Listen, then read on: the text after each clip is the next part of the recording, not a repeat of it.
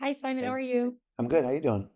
Doing great. So I wanted to ask you, this is now the third season of you getting to create something that is an original alien invasion story. How is that for you as a creative to get to tell your own take on an invasion story? Since so often we have to kind of go back to things that we've already done in the past. Yeah, part of what's been so fun about working on Invasion is that it is an original. And what that means for me, other than just not feeling like I'm tied to a source text or feel like I'm responsible for a fan base that preceded me, is that there's a lot of freedom.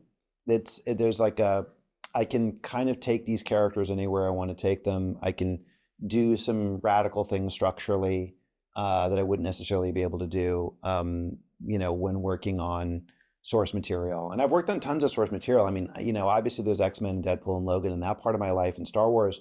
But even like going back, I worked in the Sherlock Holmes movie. I've just done a lot of that, and that has its joys too, because I love all that material. But it's not the same as being able to dream it up, and build characters from scratch. That's part of the fun of it. I feel in some ways like these characters are like my kids, like my genetic kids. Whereas I think with sometimes when you're working on material that is so beloved, like whether it's Sherlock Holmes or the X-Men or Deadpool, you're sort of at most babysitting, maybe at the very most they're, sort of like your nephews and nieces, but they don't really feel like they came entirely out of your imagination. When I wanted to ask you, as you just listed, you've done a lot of uh, you know, thing adaptation work. You're producing my most anticipated adaptation of this year because The Running Man is the movie Mm, I'm the most excited about. But cool. you also you've done stuff where you are just a producer versus Mm. also being a showrunner and a creative on it.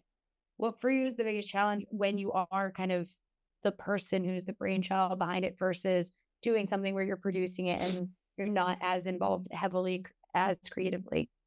Yeah, I mean, they're really different things. When I'm producing and not the writer of it, I'm really just trying to service the filmmaker or the writer's vision.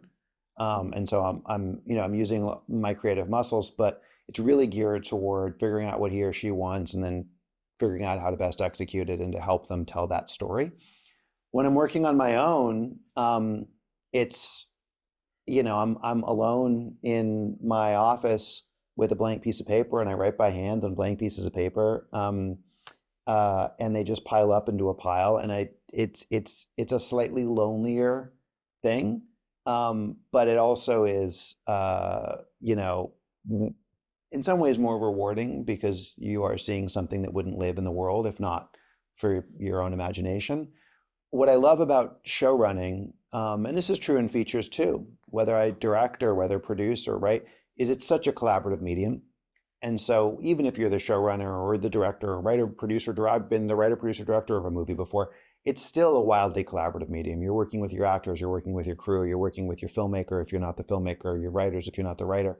And I love that. I just love working with folks. And I've had the extraordinary um, you know, honor, I guess, to work with really talented people and some of my heroes over time, Ken Branagh and Mangold and Ridley and just some really special people. And then people who aren't so famous, who are, my writing staff on this show, are a bunch of really talented, really smart people.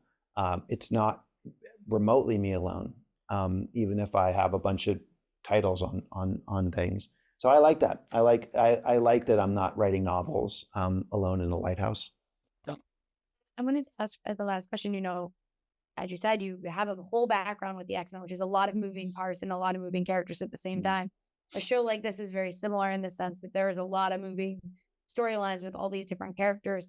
How did your past work on something like X-Men help you when you're working on a show like this and having to figure out storylines for each of these characters? X-Men was the best education for me and preparation for working on Invasion, because of what you said. X-Men is an ensemble story. You have to take all of the characters, as you have to give them the same level of care, even if they don't have as much screen time.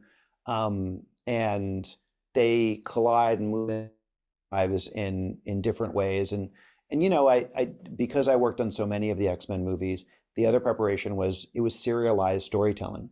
I was coming back to some of the same characters, most of the same characters with new stories every single time. So each movie, each X-Men movie was a little bit like its own mini season of a TV show. And coming back with the same actors and having a relationship with the actors and having a relationship with some of the filmmakers, that it really did prepare me. But it was mostly about that ensemble storytelling and making sure that everybody gets enough oxygen and enough lines and enough backstory and enough emotional dilemmas, and enough emotional catharsis to justify their place in the story. Well, I love this show. I'm so glad it's coming back for season 3. And so thank you so much for talking with me today. I really appreciate it. Thank you. I really appreciate it too. Have a great one. All right, you too.